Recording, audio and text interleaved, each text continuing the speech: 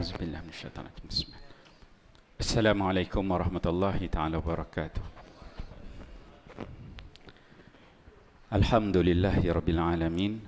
Wassalatu wassalamu ala asyrafil anbiya wal mursalin wa ala alihi wa sahbihi ajma'in. Subhanaka la ilma lana illa ma 'allamtana innaka antal alimul hakim. Wa la haula wa la quwwata illa billahil aliyil azim. Rabbi ishrah li sadri wa yassir amri wahlul 'uqdatam min lisani yafqahu qawli. Allahumma 'allimni ma jahiltu wa dhakkirni ma nasitu, amma ba'. Yang dikasihi tuan-tuan imam, tuan-tuan Bilal, tuan-tuan Siak, nazir masjid, ahli jawatan kuasa masjid, para asatizah, para alim ulama, tuan-tuan guru, hadirin hadirat muslimin muslimat yang dikasihi Allah sekalian. Alhamdulillah, syukur kita kepada Allah Subhanahu wa taala. Pada kesempatan malam ini Allah mengizinkan kita sama-sama untuk hadir solat Aisyah, solat tarawih, witir, dan Allah memberikan kesempatan waktu untuk duduk sama-sama mendengar tazkirah pada malam ini. Moga-moga Allah menjadikan ianya sebagai amal-amal saleh yang memberatkan timbangan mizan kita ketika mana kita dihisab oleh Allah Subhanahu wa taala di hari akhirat kelak nanti. Alhamdulillah, malam ini kita dah masuk ke malam 23 Ramadan yang merupakan malam ganjil pada 10 malam yang terakhir daripada bulan Ramadan. Dan Nabi sallallahu alaihi wasallam menyebutkan taharrau, kita kena kejar, kita kena cari Lailatul Qadar, yang mana hasilnya ghufira lahu ma taqaddama min zambi. Apabila kita dapat yang disebut sebagai malam Lailatul Qadar itu, maka diampunkan dosa-dosa kita yang telah lalu. Dan saya yakin dan percaya tuan-tuan dah hafal dah hadis-hadis berkaitan tentang kelebihan Lailatul Qadar. Jadi insya-Allah pada malam ini saya akan melihat satu tajuk yang bertemakan tentang perintah di dalam Al-Quran, iaitu ayat 63 hinggalah seterusnya akhir daripada surah Al-Furqan. Ayat-ayat perintah di dalam Al-Quran. Allah Subhanahu wa taala berfirman, a'udzubillahi minasyaitonir rajim. Wa ibadur rahman allazina yamshuna 'alal ardi hauna wa idza khatabahumul jahilu qalu salama.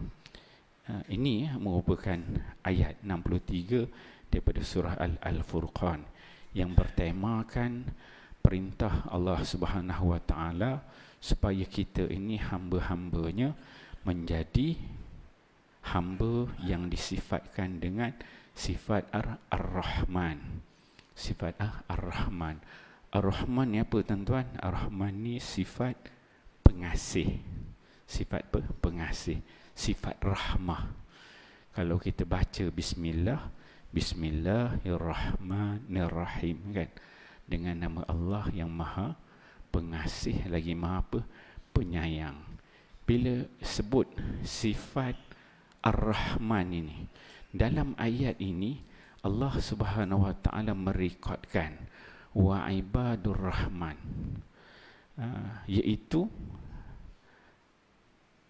orang-orang yang berjalan di atas muka bumi ini dengan rendah hati. Ibadur rahman. Ayat daripada 63 sehingga 77 ini Allah menceritakan hamba-hambanya yang bersifat dengan sifat Ar-Rahman. Para ulama menggariskan ada lebih kurang 12 sifat-sifat hamba Allah yang Allah nisbahkan sebagai Ar-Rahman. Kalau tuan-tuan buka Al-Quran, dia akan ada perkataan abdun. Abdun satu.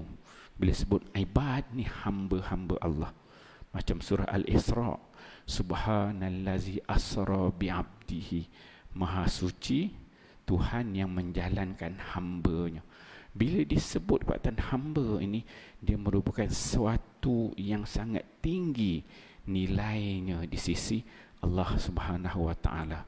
Allah tak sebut Maha Suci Tuhan yang menjalankan Muhammad, tetapi Allah letakkan perkataan hamba. Hamba nilai dia tinggi di sisi Allah. Tetapi dalam kalangan manusia kita rasa hamba ni Allah macam hamba abdi kan. So beza cara kita memahami konteks apa yang dikatakan hamba itu. Dan perkataan Ar-Rahman yang disebut sebagai Ibadur Rahman. Kalau abdun satu, ibad ni hamba-hamba.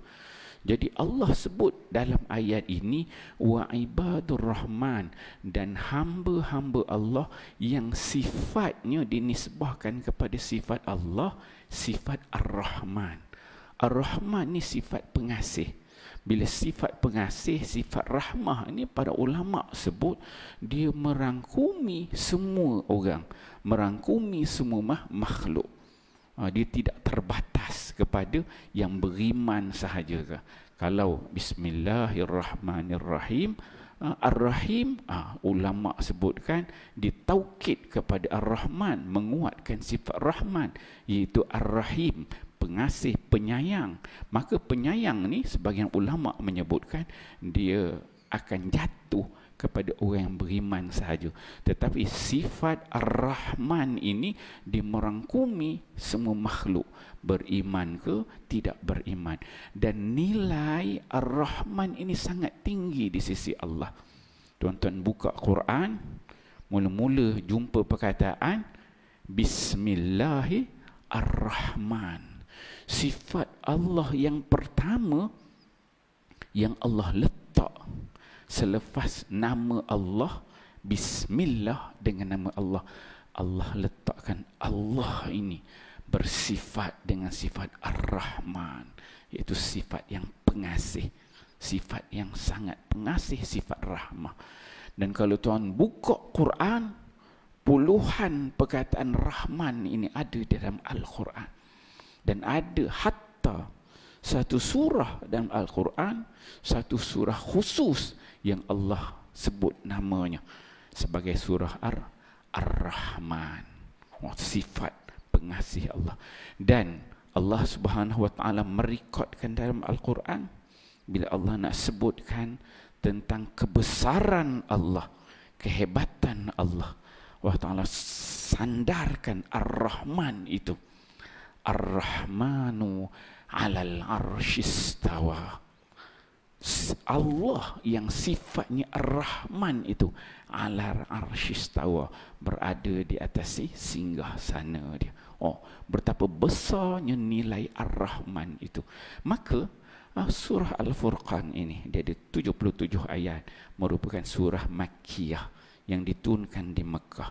Bila diturunkan di Mekah menceritakan tentang akidah, pegangan, menceritakan tentang i'tiqad, menceritakan golongan kafir, golongan musyrikin.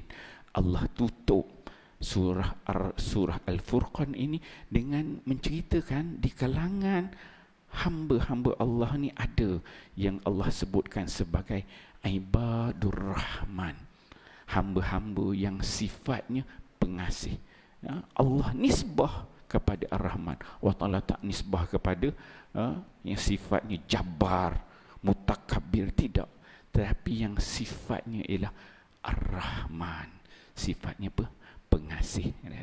Okey, ada 12 sifat yang disebutkan oleh Allah Subhanahu Wa Ta'ala dalam hujung surah ini, yang mana habis 12 sifat itu, personality yang dikatakan sebagai hamba yang bersifat dengan Rahman ini Allah tutup di hujungnya dengan ulaika yujzaunal ghurfata bima sabaru wa yulaqawna fiha tahiyatan wa salama khalidina fiha hasunat mustaqarra wa muqama.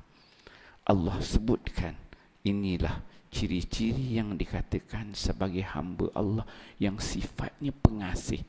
Maka di akhir 1, 2, 3, 4, 5 sampai 12, Allah Ta'ala sebut mereka ini semua, kata Allah, ulaika, mereka itu akan diberi balasan dengan tempat yang tinggi.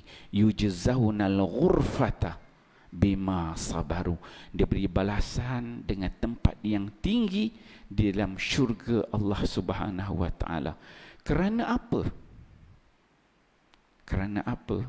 Kerana sifat ibadur rahman itu ada 12 ciri itu disebutkan oleh Allah dengan kesemuanya dikaitkan bima sabaru. Kerana apa? Kerana mereka hamba yang sifatnya Ar-Rahman, ibadah Rahman ini ada sifat sabar dalam diri dia. Bima sabaru, semuanya ciri-ciri, personality, karakter ibadah Rahman itu diikat oleh Allah.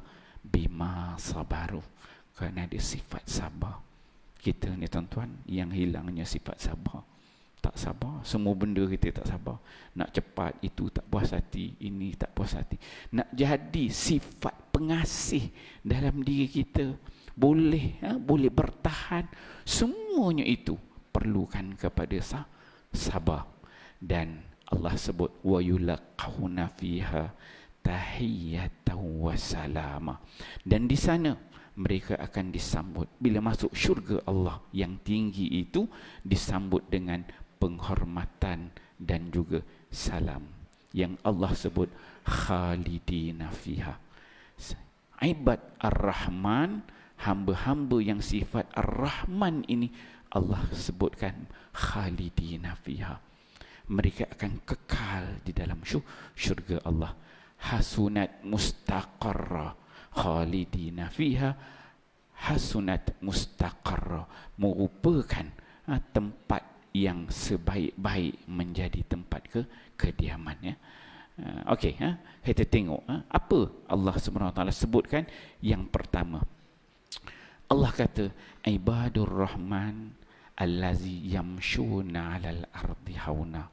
Yang pertama dikatakan sifat pengasih, sifat Rahman itu, sifat rahmah itu, hamba Allah itu ialah yang mana mereka ini apabila berjalan di atas muka bumi tunduk dan merendahkan diri.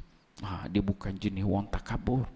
Yang nak jadi hamba Allah Ar-Rahman ni, dia bukan sifat takabur, bukan sifat bongkak, bukan sikap rasa hebat, rasa tinggi diri, tidak. Tetapi sifatnya tunduk dan merendahkan diri. Yang mana sifat begini tidak dia buat-buat, tidak sombong, tidak bangga diri, tetapi mereka berjalan dengan penuh tawaduk serta keinsafan. Rasa rendah diri di depan Allah Subhanahu Wa Taala, rasa hina. Mereka mengetahui betul wasiat Luqman Al-Hakim yang memberi nasihat kepada anaknya yang disebut oleh Allah Subhanahu Wa Taala dalam surah Luqman ayat 19. Waqsid fi masyika, dan sederhanalah kamu dalam berjalan. Ni ayat yang lain yang memberi inspirasi yang sama dalam merendahkan diri. Waqsid fi masyika waqdud min sautik. Kemudian dalam ayat yang lain Allah Subhanahu Wa Taala sebut Al-Isra ayat 37, wala tamshi fil ardi maraha. Jangan kamu berjalan di muka bumi ini dalam keadaan sombong. Jangan jalan muka bumi ini rasa hebat. Allah Ta'ala beri kita rezeki yang banyak, Allah Ta'ala berikan kita kesihatan yang baik, Allah Ta'ala berikan kita kehidupan yang sempurna, kesenangan yang ada Allah Ta'ala berikan, menjadikan kita ini sombong. Allah Ta'ala berikan kereta kita besar daripada kereta orang lain, rumah kita besar daripada rumah orang lain, gaji kita besar daripada gaji orang lain, mungkin isteri kita besar daripada isteri orang lain, kan? Ini menyebabkan kita jadi sombong, jadi takabur. Wala tamshi fi ardi maraha. Kemudian di dalam surah Luqman ayat 18 Allah Ta'ala sebut juga, wala tusa'ir khaddaka linnas wala tamshi fil ardi maraha. Allah ulang lagi, jangan berjalan di muka bumi ini dalam keadaan yang sombong. Itu sifat yang pertama, iaitu sifat rendah diri, sifat tawaduk kepada Allah Subhanahu wa taala, sifat yang dinisbahkan sebagai ibadur rahman, hamba-hamba Allah yang mempunyai sifat pengasih ini. Allah ini dia ada sifat takabur, al-jabbar, mutakabbir. Tapi bila Allah nak kita sebagai hamba-hamba Allah ni, jangan ambil sifat hamba yang takabur itu, tetapi ambil jadi sifat hamba yang pengasih, rendah diri di depan Allah Subhanahu wa taala, di depan makhluk Allah Subhanahu wa taala. Itu yang pertama. Kemudian sifat yang kedua, karakter yang kedua Allah Taala sebutkan, sambung daripada itu, wa idza khata bahumul jahilu qalu salama. Apa Allah Taala kata? Iaitu, dan apabila orang-orang jahil menyapa mereka, mereka akan mengucapkan kata-kata yang mengandungi keselamatan. Ini masih ayat 63. Wa idza khatabahumul jahilu qalu salama. Apabila orang yang jahil yang bercakap dengan mereka, mereka akan jawab dengan kata-kata yang baik. Tuan-tuan, biasa kadang-kadang kita bercakap, orang tak puas hati dengan kita cakap dengan orang jahat, cakapnya begini, kita dengar tu telinga sakit, dengar je telinga tu merah kan, panas dengar, kepiah ni berpusing. Kalau pakai serban tertanggal serban kan, panas. Kalau jenis yang panas baran tu, bila dengar menggigil terus, menahan marah tu, ambil wuduk 3-4 kali, menggigil lagi, dia punya nak tahan marah tu. Dan Allah Ta'ala sebut sifat ibadur rahman, wa idza khatabahumul jahilu qalu salama. Bila orang yang jahil, orang yang cakap buruk, orang kafir ataupun orang yang bukan kafir menyatakan sesuatu, dia ada sifat dia tidak melayan, dia tak balas, dengan perkataan yang boleh memberi orang tersebut rasa marah juga. Tetapi dia katakan qalu salama. Ada yang jangan layan. Dengar, ini lain macam angin dia. Kita boleh kenal orang cakap ni. Dengar kan, lain macam. Kadang-kadang nazir masjid bagilah buat program begini ada. Jemaah-jemaah tak puas hati datang pergi jumpa nazir. Perempuan nazir dengar, lain macam angin ni, tak apa. Tapi nazir masjid ni kita memang beriman bertakwa kan, jadi dengar relax, tenang. Imam bila dengar ada jemaah begini, tuan-tuan boleh keluar dalam keluarga, di pejabat, di rumah, di luar, kita dengar orang cakap, orang tak puas hati begini, orang marah kita kan, maka kita ada sifat qalu salama, jangan layan, relax, tenang. Ini yang disebutkan sebagai ibadur rahman. Ini merupakan sifat yang kedua dikatakan, iaitu ibadur rahman.